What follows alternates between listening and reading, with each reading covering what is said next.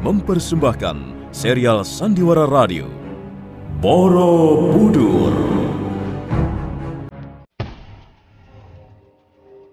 Memang sejak kecil Gunadarma telah memimpikan bisa bertemu dengan Sang Buddha. Kerinduan itu kadangkala muncul begitu kuat, tapi karena daya tarik duniawi, suatu saat hilang. Namun begitu, tidak menghilang selamanya. Hal itu karena sejak kecil, orang tuanya telah menanamkan pengertian-pengertian yang cukup mendasar mengenai paham agama Buddha. Gunadarma telah selesai menceritakan kisah masa lalunya. Ki Umbul sudah tidur nyenyak, sedangkan laki-laki tua misterius masih terjaga. Gunadarma berpaling kepadanya dan bertanya, "Mungkinkah saya bisa bertemu dengan Sang Buddha? Bagaimana menurut Bapak?" Ya, saya tidak bisa memastikan Tuan Gunadarma. Semua itu tergantung. Maksud Bapak, tergantung apakah saya sanggup memenuhi syarat-syaratnya? Benar Tuan Gunadarma. Terutama sekali syarat mengenai kebersihan hati. Maaf, saya juga penganut agama Buddha. Namun begitu, pengetahuan saya masih sangat dangkal. Tidak apa-apa. Saya justru ingin mendengar pendapat Bapak. Memang benar. Ada syarat-syarat tertentu sehingga seorang insan di muka bumi, seorang manusia bisa bertemu dengan Sang Buddha. Khususnya syarat kebersihan hati. Hati kita harus sama sekali bersih. Bersih dari hawa nafsu. Kemelekatan kita pada duniawi harus dikikis habis. Kemelekatan pada harta benda, pangkat serta kedudukan, wanita, keluarga, istri dan anak, dan semuanya saja yang berciri duniawi harus ditinggalkan sama sekali.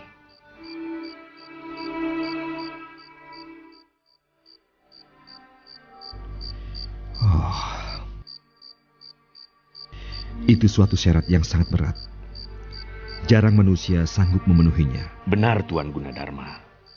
Karena kebanyakan manusia, apapun agamanya, siapapun orangnya, dari manapun asalnya, sulit menghindari daya tarik duniawi. Pesona duniawi memang sangat menggiurkan. Jarang manusia dapat mengatasinya, kecuali mereka yang sudah bertemu dengan Sang Buddha.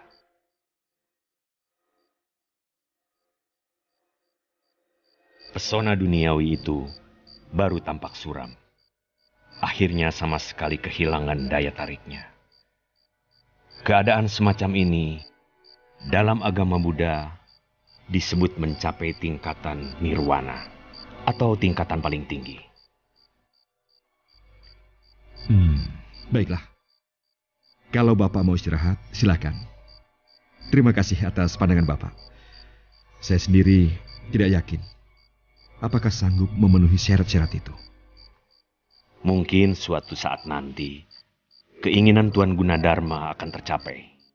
Mudah-mudahan saja. Saya ikut mendoakannya.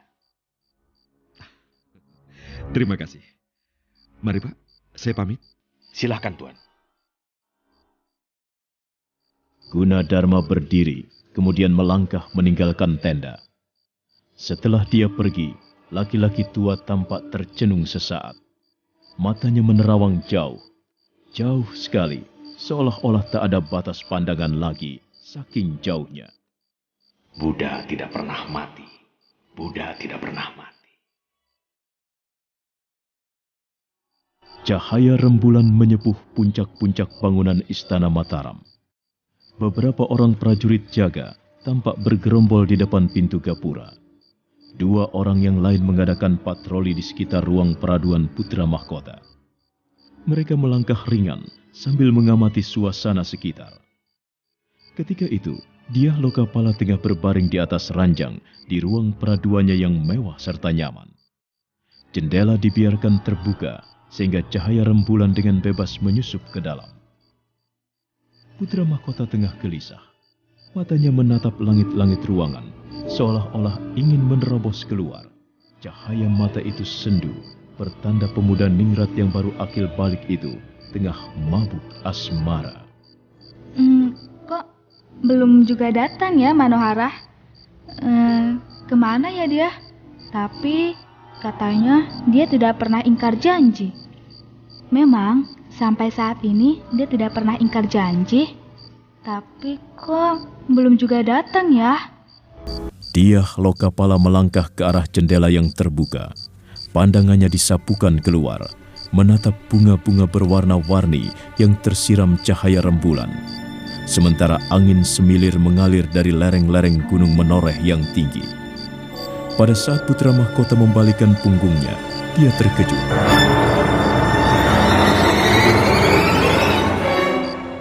Karena di sana, di sudut remang-remang cahaya lampu minyak, tampak Dewi Manohara berdiri anggun.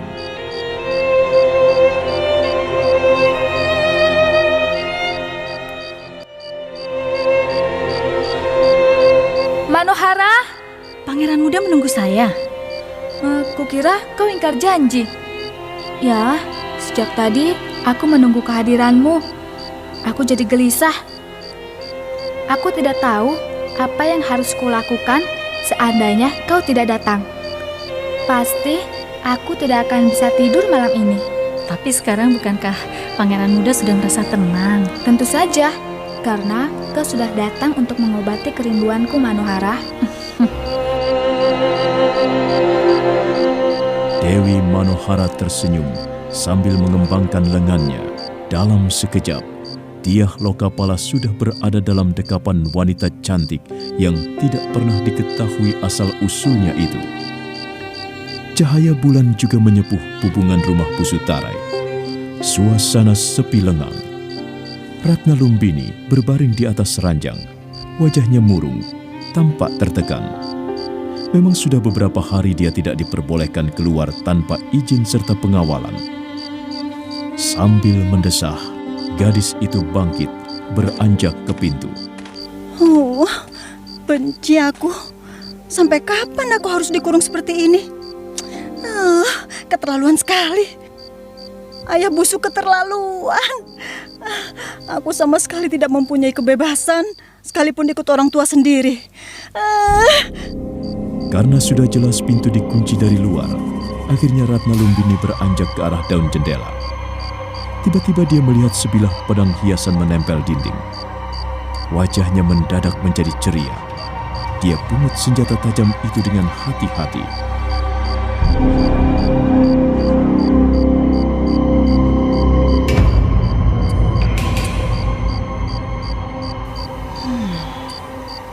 Dengan pedang ini, aku bisa mengerat jeruji jendela.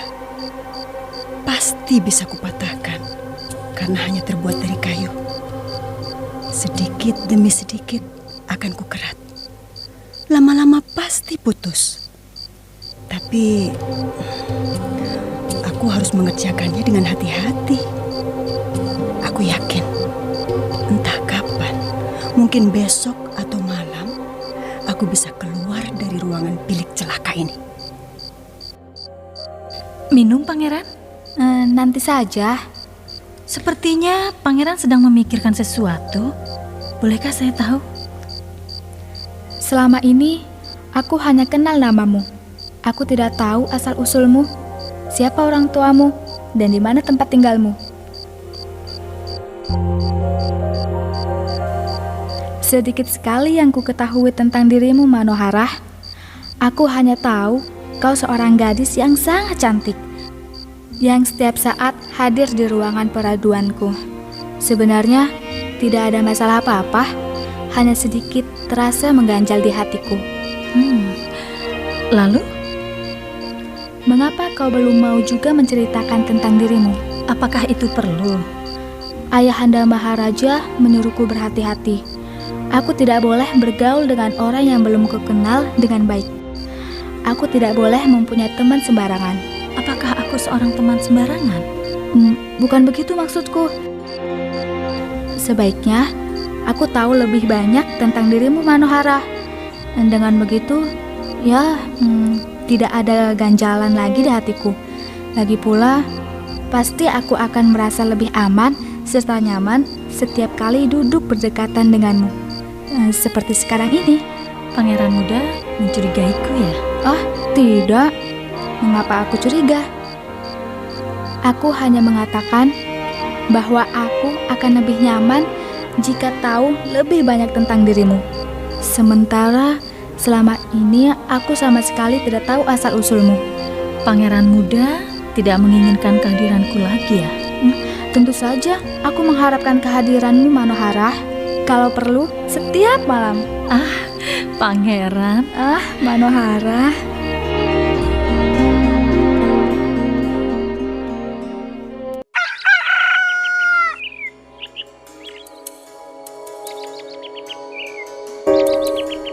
Busu Tarai jongkok di depan kurungan ayam. Tangannya mengepit seekor ayam jantan yang gagah.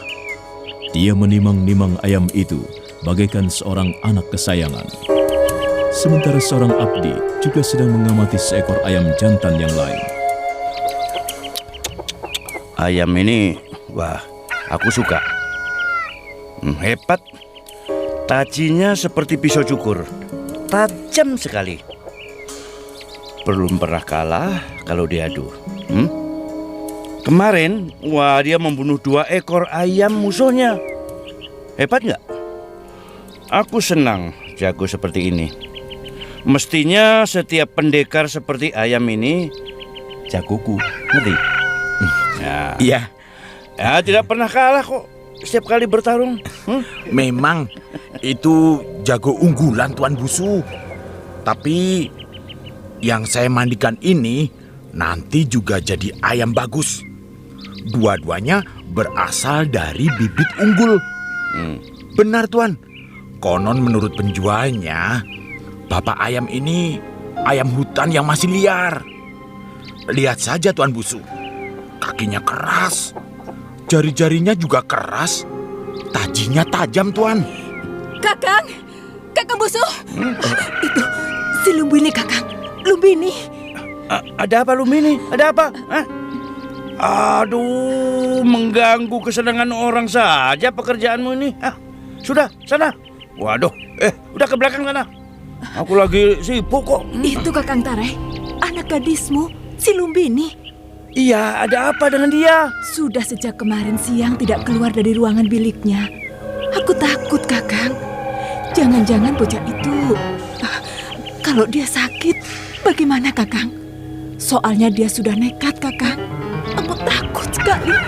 Coba dilihat sebentar. Macam-macam saja. Ayo kita lihat yuk. Ini, nanti juga dimandikan ya. Jangan lupa ya. Nah, setelah mandi, kasih dia jamu. Jamu yang kuat.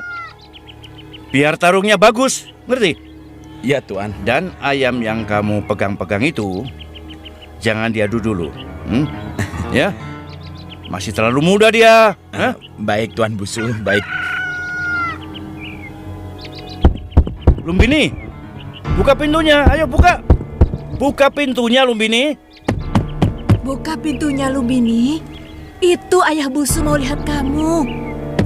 Lumbini, cepat buka pintunya. Ayolah. Ya, jangan nunggu sampai ayah marah nih. Ayo. Aku sudah menggedor-gedor sejak tadi, Kakang Busu. Tapi tidak ada juga jawaban. Karena setelah diketuk-ketuk belum juga pintunya dibuka, Busu Tarai menjadi kesal. Dia lalu menyuruh seorang abdi mengambil balok kayu yang cukup besar. Sebentar kemudian, abdi tersebut sudah datang. Ketiaknya mengempit balok kayu bulatan yang ukurannya cukup besar, cukup untuk bisa mendobrak daun pintu. Udah, dobrak saja, dobrak. Ayo cepat dobrak. Ya, biar jebol pintunya, ayo, cepat. Baik Tuan Busu. Awas Nyai Busu, saya mohon jangan berdiri di situ. 1, 2, 3. Bersamaan dengan jebolnya pintu, Busu Tarai, Nyai Busu, dan seorang abdi hampir bersamaan melangkah memasuki ruangan bilik.